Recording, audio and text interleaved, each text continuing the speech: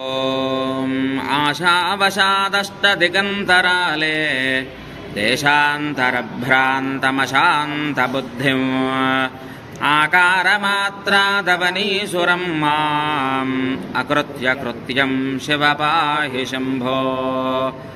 मांसास्थिमज्जामलमूत्रपात्र गात्राभिमानोद्धृतकृत्यजालम् मद्भावनं मन्मथपीडिताङ्गम् मायामयं मां शिव पाहि शम्भो। संसारमाया जलधिप्रवाह सम्मग्नमुद्भ्रान्तमशान्तचित्तम् त्वत्पादसेवा विमुखं सकामम् सुदुर्जनं मां शिव पाहि शम्भो।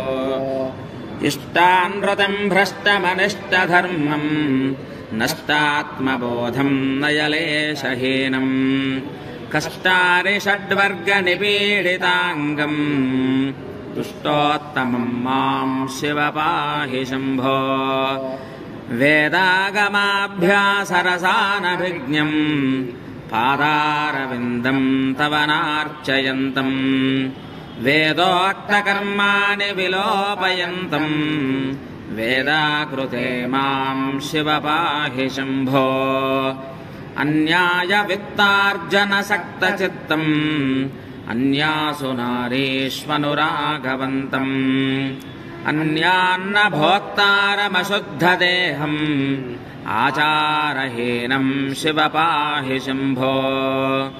पुरात्ततापत्रयतप्तदेहम् पराङ्गतिं गन्तुमुपायवर्ज्यम् परावमानैकपरात्मभावम् नराधमं मां शिव पाहि शम्भो।